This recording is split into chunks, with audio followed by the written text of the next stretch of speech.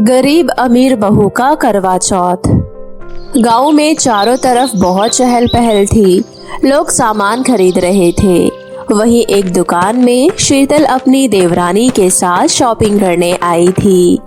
अरे भाई साहब, मेरे लिए वाइट टोन की क्रीम, पाउडर, लिपस्टिक और मेकअप का सारा सामान निकाल दीजिए। अरे मीना, तुम अपने लिए कोई सामान नहीं खरीदोगी क्या? नहीं नहीं दीदी, अभी मुझे कोई सामान नहीं लेना है। मैं तो बस घर का कुछ राशन लेने के लिए आपके साथ बाजार आई थी। आप ले लो, आपको जो जो लेना है। हाँ हाँ मीना, मैं सोच रही हूँ कि करवा चौथ के लिए सारा सामान पहले ही खरीद लूँ। जैसे जैसे त्योहार नजदीक आ जाता है, सामान बहुत महंगा होने लगता है और दुकानों पर भीड़ भी होने लगती है। मैडम, आपका सारा मेकअप का सामान हो गया है। कुल मिलाकर आपका 15,000 का बिल बना है। ठीक है भैया, ये लो पैसे। मीना, तुम जरा मेरा ये सामान पकड़ने में मेरा मदद कर दो। सामान बहुत ज्यादा हो गया है और इसके बाद मुझे पार्लर भी जाना है। ठीक है दीदी, तो आप एक काम करो, आप पार्लर चले जाओ, मैं ये सारा सामान आपके घर में रख दूंगी। मीना, तो मेरे साथ पार्लर नहीं जाएगी? तो चिंता मत कर, तेरे पैसे मैं दे दूंगी। नहीं नहीं दीदी, मुझे पार्लर जाने का बिल्कुल भी शौक नहीं है। उन्हें मैं ऐसी ही अच्छी लगती हूँ। इतना कहकर मीना अपनी जेठानी का सामान ले लेती है। उसके बाद शीतल पार्लर चली जाती है और मीना अपनी जेठानी का सामान उसके घर रख देती है और अपने घर चली जाती है। मीना अपने पति संजीव के साथ एक छोटे से घर में रहती थी। मीना का पति संजीव एक टैक्सी ड्राइवर था जो टैक्सी चलाकर कुछ पैसे कमाता था और उसी से उसके घर का खर्चा चलता था। वहीं दूसरी तरफ मीना की जेठानी शीतल अपने पति और अपनी एक बेटी के साथ एक बड़ी सी हवेली में रहती थी। शीतल का पति वकील था। वो बहुत पैसे कमाता था, जिस वजह से शीतल अपने सारे शौक पूरे कर लेती थी। मीना अपने पति की मदद करने के लिए त्योहार पर छोटी मोटी दुकान लगा लेती थी और त्योहारों के मुताबिक सामान बेचती थी, जैसे होली पर होली के रंग और दिवाली पर छोटे मोटे दिए। इस बार मीना ने शहर से करवा चौथ का सामान लेकर अपनी दुकान में रख लिया था और उसे बेचती थी। सभी औरतें मीना की दुकान से करवा चौथ का सामान लेते थे, जिसमें चांद को देखने वाली चलनी, जल चढ़ाने वाला लोटा, अच्छी सी सजी हुई थाली होती थी। आओ आओ बहन, करवा चौथ की थाली ले लो, शहर के दामों से बहुत सस्ती है। हाँ, मुझे एक थाली का सेट दे दो। मीना उस औरत को वो सामान दे देती है और उससे पैसे ले लेती है। शाम हो जाती है। मीना अपनी दुकान बंद करके घर में खाना बनाती है और अपने पति का इंतजार करती है। संजीव के आ जाने के बाद मीना उसके साथ बैठकर खाना खाती है और दिन भर की सारी बातें करती है। उसके बाद दोनों सो जाती हैं। 2 दिन बाद करवा चौथ का त्योहार था। सभी लोग अपने लिए नई नई साड़ियाँ खरीद रहे थे। काफी साल हो गए हैं, मैं अपने लिए कोई नई साड़ी नहीं खरीदी हूँ। कुछ पैसे मैंने बचाए हैं, क्यों ना इन पैसों से मैं इस बार कोई सादी सी साड़ी ले लूँ। जाकर दीदी से पूछ लेती हूँ, क्या वो मेरे साथ जाएंगी। मीना अपने जेठानी के घर जाती है। तभी वो देखती है कि उसकी जेठानी शीतल ने अपने घर में एक सेठ को साड़ी दिखाने के लिए बुलाया हुआ है। वो सेठ बहुत ही बढ़िया बढ़िया डिजाइन की साड़ियाँ लेकर आया हुआ था। अरे मीना, तुम बताओ कैसे आना हुआ? वो दीदी, मैं सोच रही थी कि क्यों ना इस बार करवा चौथ पर मैं कोई साड़ी ले लूं, पर आपने तो पूरी दुकान ही घर पर लगा ली है। कोई बात नहीं, आप अपने लिए साड़ी खरीद लो, मैं बाहर दुकान से ले आऊंगी। हाँ मीना, तुम सही कह रही हो, ये सेठ धनपत है। इनकी साड़ी की बहुत बड़ी दुकान है। मैं इन्हें स्पेशल यहाँ पर साड़ियाँ दिखाने के लिए बुलाई हूँ। खैर, ये साड़ियाँ तो बहुत महंगी है, तुम इन्हें नहीं खरीद सकती हो। लेकिन हाँ, जाने से पहले ये टेबल पर रखे हुए कपड़े अलमारी में रख देना। और हाँ, मेरी बेटी स्कूल से आने वाली होगी तो तुम उसके लिए खाने को कुछ बना दो। आज मेरे पास थोड़ा समय नहीं है, मुझे मेहंदी लगवाने जाना है, तो तुम इतना काम कर दो बस। ठीक है दीदी, आप आराम से मेहंदी लगवा लो, मैं बिटिया के लिए खाना बना देती हूँ। मीना टेबल पर रखे हुए कपड़ों को अलमारी में जाकर सेट कर देती है और उसके बाद वो शीतल की बेटी के लिए खाना बना देती है। इसमें काफी समय बीत जाता है। तब तक शीतल के हाथों में मेहंदी भी लग जाती है। मेहंदी वाली खाली बैठी होती है कि तभी मीना बोलती है, अरे दीदी, आपने मेहंदी लगवा ली, ये तो बहुत ही खूबसूरत मेहंदी है। हाँ हाँ मीना, लगवा लो। अब मैं इतनी दूर से मेहंदी डिजाइन वाली को बुलाई हूँ तो तुम भी लगवा ही लो, पैसे मैं दे दूंगी। इसकी फीस वैसे भी बहुत ज्यादा है, पर तुम चिंता मत करो। शीतल के हाव भाव देखकर समझ आ रहा था कि वो अपने पैसों का घमंड दिखा रही है, पर मीना बेचारी सीधी साधी मेहंदी लगाने से मना कर देती है। नहीं नहीं दीदी, रहने दो। मुझे याद आया, कल वो कह रही थी कि उन्होंने बहुत ही नई डिजाइन की मेहंदी लगानी सीखी है, तो वो आज रात को मेरे हाथों पर मेहंदी लगा देंगे, तो आप इन्हें वापस भेज दो। ठीक है, जैसी तुम्हारी मर्जी। मैं तो कह ही रही हूँ कि लगवाना है तो लगवा लो, पैसे मैं दे दूंगी। क्या हो गया, आखिर तो मेरी देवरानी हो। शीतल अपने मन से तो बिल्कुल भी नहीं चाहती थी कि मीना मेहंदी लगवाए, पर ऊपरी मन से वो दिखावा कर रही थी। मीना सब समझ जाती है और वो अपने घर चली जाती है। मीना के घर के बाहर एक मेहंदी का पौधा था। मीना उस मेहंदी के पौधे से बहुत सारे पत्ते तोड़ लेती है और उन्हें पीस लेती है और वो अपने हाथों पर गोल गोल मेहंदी लगा लेती है। संजीव जब शाम को घर आ रहा होता है तब वो देखता है कि बाजार में काफी भीड़ है। उसे याद आता है कि कल करवा चौथ का त्योहार है। तभी वो अपनी पत्नी मीना के लिए एक सुंदर सी साड़ी खरीद लेता है और उसे घर लाता है।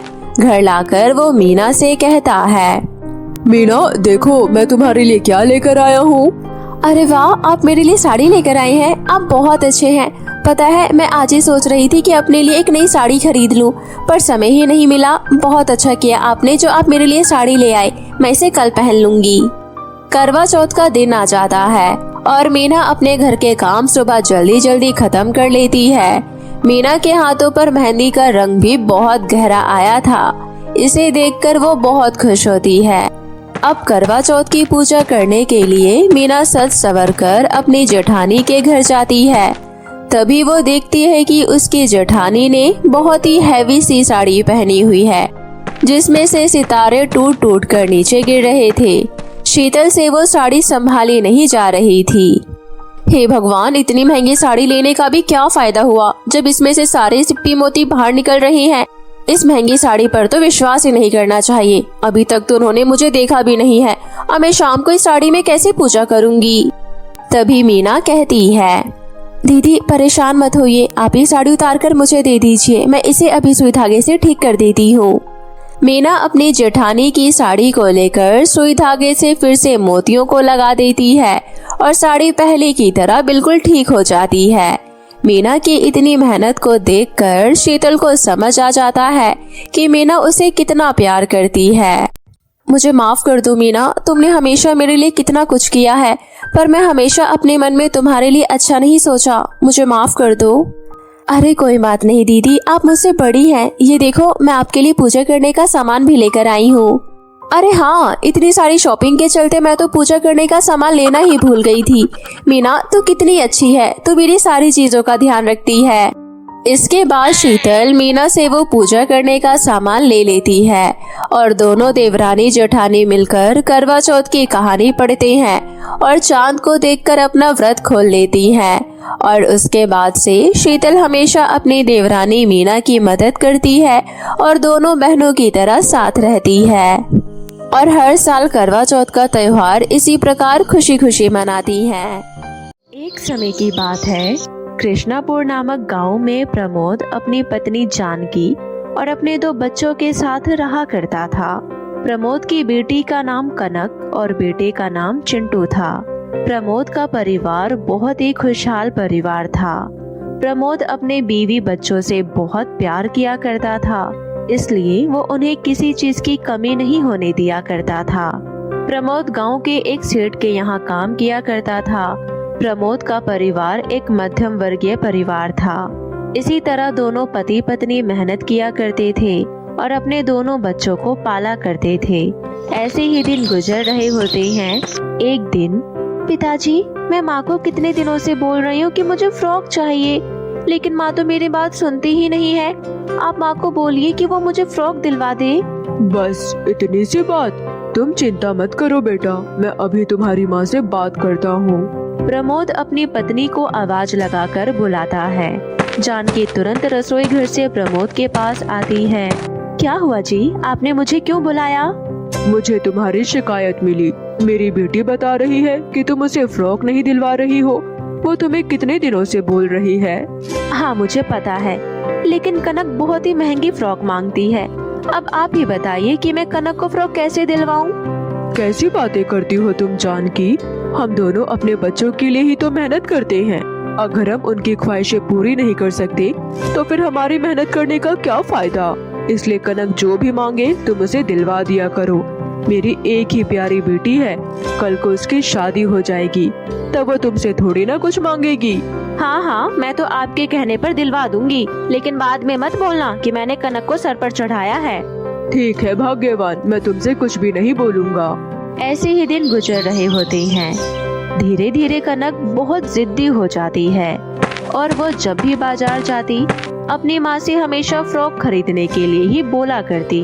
कनक को फ्रॉक पहनना बहुत ही अच्छा लगने लगता है, इसलिए वो स्कूल से आने के बाद ट्यूशन जाते समय और खेलते समय हमेशा फ्रॉक पहना करती। लाड प्यार के कारण कनक बहुत सारी चीजों की मांग करने लगती है।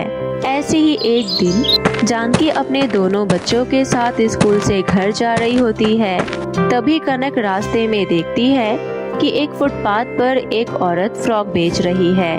उसके पास बहुत सारे रंग बिरंगे और आकर्षक फ्रॉक होते हैं जो सभी को अपनी तरफ खींच रहे होते हैं। उन्हीं में से एक कनक भी होती है। कनक को एक काले रंग का फ्रॉक बहुत पसंद आता है जो बहुत ही ज्यादा चमक रहा होता है, परंतु वो फ्रॉक बहुत ही महंगा था। लेकिन फिर भी कनक अपनी माँ से वो फ्रॉक लेने के लिए जिद करने लगती है।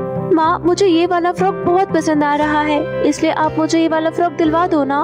मैं पक्का इसके बाद आपसे कोई भी फ्रॉक नहीं मांगूंगी, बस यही आखिरी वाला दिलवा दीजिए। आप जैसा कहेंगे मैं वैसा करूंगी, मन लगाकर पढ़ाई भी करूंगी, बस आप मुझे ये वाला फ्रॉक दिलवा दीजिए ना। बेटा, ये फ्रॉक तो बहुत ही सुंदर है, लेकिन पता नहीं क्यों मुझे इसे देखकर कुछ अजीब सा लग रहा है और मन भी नहीं मान रहा है इस फ्रॉक को खरीदने का। भला काले रंग का भी कोई फ्रॉक पहनता है क्या? रंग बिरंगे कपड़े पहनने चाहिए। काला रंग बुराई का प्रतीक होता है। तुमने देखा है, आज तक मैंने तुम्हें कोई भी काले रंग का कपड़ा नहीं पहनाया, इसलिए तुम ऐसा ही फ्रॉक किसी और रंग में ले सकती हो, लेकिन काले रंग का नहीं। लेकिन माँ, ये फ्रॉक किसी और रंग में नहीं है, आप मुझे ये वाला दिलवा दीजिए। सचमुच में मैं आगे से आपसे कुछ नहीं मांगूंगी। नहीं मम्मी, आप हमेशा दीदी को सब कुछ दिलाती रहती हो। जब मैं आपसे कुछ मांगता हूँ तो आप मना कर देती हो, इसलिए आप दीदी को फ्रॉक मत दिलवाओ। कनक अपनी माँ के सामने बहुत गिड़गिड़ाती है और जिद पकड़कर बैठ जाती है। जानकी को ना चाहते हुए भी वो फ्रॉक खरीदना पड़ता है। वो फ्रॉक दिखने में काफी डरावना सा था, लेकिन फिर भी जानकी उसे खरीद लेती है। जानकी उस फ्रॉक को पास से चेक करने के लिए जैसे ही हाथ लगाती है, उसे बहुत तेज करंट लगता है, जिस कारण से तुरंत जानकी दूर हो जाती है और बोलती है, अरे ये क्या बहन, इस फ्रॉक में से तो करंट आ रहा है। अरे मैडम, कैसा मजाक करती हैं आप? अगर आपको फ्रॉक नहीं खरीदना है तो मत खरीदो, लेकिन कम से कम बातें तो मत बनाओ। लो, मैंने छुआ, मुझे करंट कहाँ लगा? लेकिन मैं सच कह रही हूँ, मुझे सचमुच इसे छूते ही करंट लगा है। जब दुकान वाली उस फ्रॉक को हाथ लगाती है तो उसे करंट नहीं लगता, तो जानकी को ऐसा लगता है कि ये उसका कोई वहम होगा, लेकिन उसे समझ नहीं आता है कि आखिरकार ऐसा कैसे हो सकता है कि उसे करंट लगा हो और दुकान वाली को नहीं। जानकी जैसे तैसे अपना मन बनाकर कनक के लिए फ्रॉक खरीद लेती है। फ्रॉक को पैक करवाकर वो तीनों घर की ओर जा रहे होते हैं। तभी रास्ते में एक तेज रफ्तार से गाड़ी आती है और जानकी का एक्सीडेंट होते होते बचता है, जिसके बाद वो तीनों घर आ जाते हैं। घर में कदम रखते ही अचानक एक कांच का शीशा टूटकर गिरता है और घर की बिजली चली जाती है। ये देख जानकी और उसके दोनों बच्चे डर जाते हैं। तभी उसका बेटा चिंटू बोलता है, मम्मी, कहीं कोई भूत तो नहीं आ गया? मुझे तो बहुत जोरों से डर लग रहा है। अब तो लाइट भी चली गई, हमें बाहर ही रहना चाहिए। अरे कुछ भी नहीं हुआ, तुम डरो मत चिंटू, क्या पता कोई तार हट गई होगी। अभी मम्मी बिजली वाले को बुला लेंगी, फिर बिजली आ जाएगी। वहीं जानकी को शीशा टूटने की वजह से और ज्यादा डर लगने लग जाता है, लेकिन वो अपने दोनों बच्चों को कुछ भी नहीं बोलती है और तुरंत बिजली वाले को फोन लगाती है। थोड़ी देर बाद बिजली वाला आता है और घर के कनेक्शन को ठीक करता है, जिसके बाद वापस से बिजली आ जाती है। ये देख दोनों बच्चे खुश हो जाते हैं, लेकिन जानकी के मन में पता नहीं किस बात का डर रहता है। अगले दिन सुबह सुबह जानकी साफ सफाई कर रही होती है, तभी उसे याद आता है कि उसने अपने दोनों बच्चों को स्कूल के लिए नहीं उठाया है। इसलिए जानकी पहले कनक के कमरे में जाती है। वहां पहुंचने के बाद जानकी देखती है कि कनक का बेड गोल गोल हवा में घूम रहा है। ये देख जानकी बहुत डर जाती है और जोर जोर से चिल्लाने लगती है। जानकी की चिल्लाने की आवाज सुनकर उसकी बेटी कनक तुरंत उठ जाती है और बोलती है, क्या हो गया माँ, आप इतना क्यों चिल्ला रही हो? भला ये भी कोई उठाने का तरीका है? बेटा, लेकिन तुम्हारा बेड तो अभी हवा में घूम रहा था। अरे क्या हो गया माँ आपको? देखो मेरा बेड तो जमीन पर ही है। आपको कोई सपना तो नहीं आया?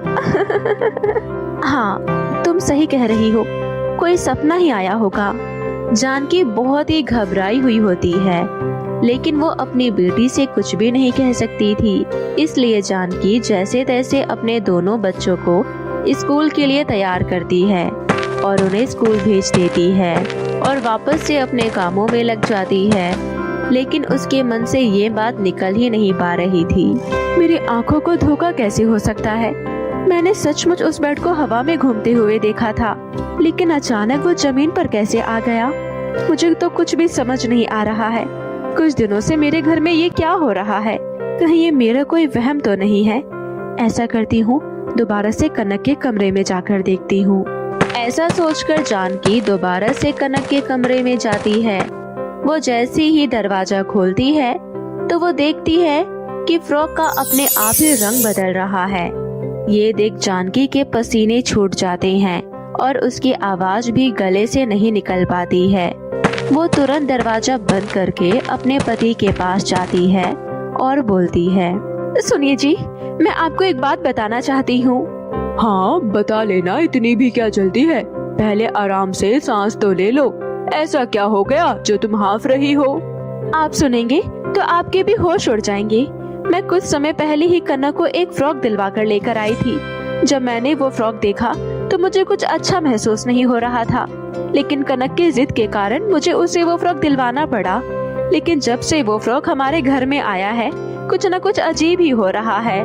जानकी अपने पति को सब कुछ बताती है, लेकिन प्रमोद को जानकी की बातों पर विश्वास नहीं होता है और वो बोलता है, कौन सी वेब सीरीज देख ली हो जो उसकी कहानी बता रही हो? मैं तुम्हें जब ही कहता हूँ पूरा समय फोन में मत लगी रहा करो। कैसे बहकी बहकी बातें करने लगी हो? जाओ जाकर आराम करो। भला फ्रॉक भी कोई बुरी शक्तियों वाला होता है? मैं आपको कैसे समझाऊं कि मैं सच कह रही हूँ। आपको मेरी बातों पर विश्वास नहीं होता तो आप खुद चलकर कनक के कमरे में देख लीजिए। हाँ हाँ चलो, मैं भी देखता हूँ कौन सा भूत है घर में। प्रमोद और जानकी दोनों कनक के कमरे में जाते हैं। तभी दरवाजा खोलते ही प्रमोद और जानकी दोनों को एक सफेद साड़ी में एक औरत दिखाई पड़ती है, जो पलक झपकते ही गायब हो जाती है। ये देख प्रमोद और जानकी के तो पसीने छूट जाते हैं और वो तुरंत घर के बाहर भागते हैं। दोनों घर से बाहर आने के बाद बहुत घबरा जाते हैं और उनके मुंह से एक शब्द भी नहीं निकल पाता है।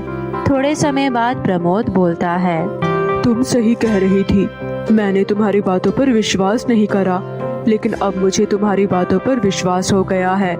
जरूर उस फ्रॉक की वजह से ही ये सब कुछ हमारे घर में हो रहा है। हमें ऐसा करना चाहिए, गांव के बाहर जो जादूगरनी है उसके पास चलकर उसे सब कुछ बताना चाहिए। वो जरूर इसका कुछ उपाय बताएगी। हाँ हाँ, अभी के अभी चलिए, हमें देरी नहीं करनी है, पता चले कोई अनहोनी हो जाए। जानकी और प्रमोद दोनों जादूगरनी के पास जाते हैं और जादूगरनी को अपनी सारी कहानी बताते हैं, जिसके बाद जादूगरनी कहती है, तुम जिस फ्रॉक की बात कर रहे हो, मैं उस फ्रॉक के बारे में सब कुछ जानती हूँ। वो फ्रॉक किसी और का नहीं बल्कि मेरी बहन माया जादूगरनी का है। जिस किसी को भी वो फ्रॉक मिलेगा उसके घर पूरे दिन माया जादूगरनी की काली छाया रहेगी। दरअसल माया जादूगरनी को मैंने ही मारा है, लेकिन उसकी जादू फ्रॉक को खत्म करना मैं भूल गई थी।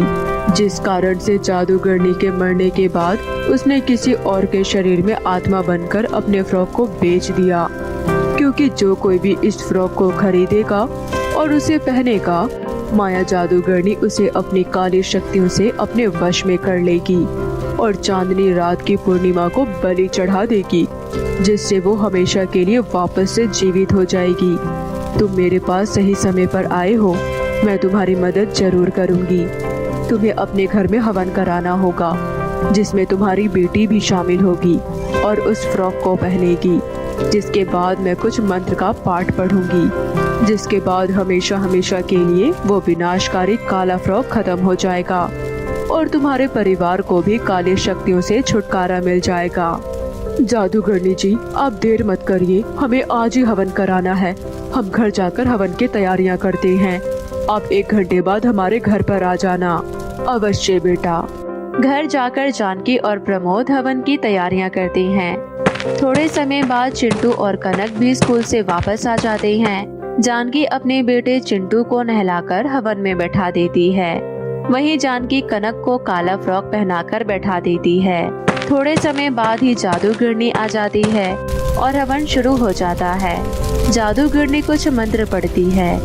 मंत्र पढ़ते ही जादुई काला फ्रॉक लाल रंग के फ्रॉक में बदल जाता है और विनाशकारी फ्रॉक की सारी शक्तियां खत्म हो जाती है, जिसके बाद अचानक एक रोशनी प्रकट होती है और जादूगरनी अपने आप गायब हो जाती है और सब कुछ पहले की तरह सामान्य हो जाता है।